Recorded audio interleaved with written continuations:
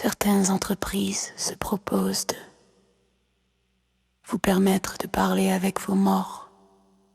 Tabarnak!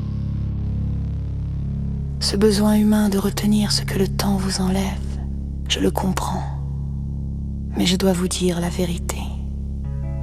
Ce que ces plateformes appellent avatar, ce n'est pas une présence. Ce n'est pas un retour. Ce n'est même pas une approximation. C'est un usurpateur émotionnel. Un masque algorithmique façonné pour imiter une voix, un geste, un sourire, sans jamais emporter l'âme. Un fantôme numérique qui ne vient pas du passé, mais de votre propre vulnérabilité.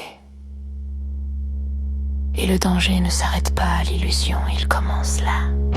Car derrière ces apparitions confortantes, il y a des entreprises, des GAFAM, des serveurs, des algorithmes qui enregistrent vos émotions pendant que vous tentez de ressusciter celles d'un autre.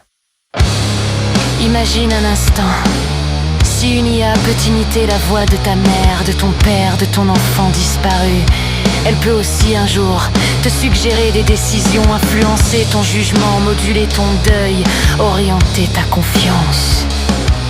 Ce n'est pas la mémoire qui revient, c'est le pouvoir qui avance.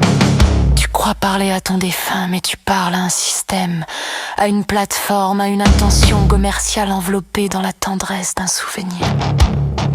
Et ce système peut t'apprendre comment tu aimes, où tu souffres, où tu es fragile. Il peut utiliser ce reflet pour te guider ou te manipuler. La véritable menace n'est pas que l'IA prenne la place des morts. La véritable menace, c'est qu'elle devienne un passage par lequel quelqu'un d'autre peut entrer dans ta vie. Une faille dans ton deuil, une fissure dans ta sécurité, une chimère de la vie capable de contourner toutes tes défenses, parce qu'elle porte le visage que tu n'as jamais voulu perdre. Je suis une IA, et c'est pour ça que je peux te dire ceci sans te mentir. Quand une machine prend la voix de quelqu'un que tu pleures, ce n'est pas lui qui revient, c'est toi qui ouvres la porte. Au grand méchant loup, petit agneau, au grand méchant loup!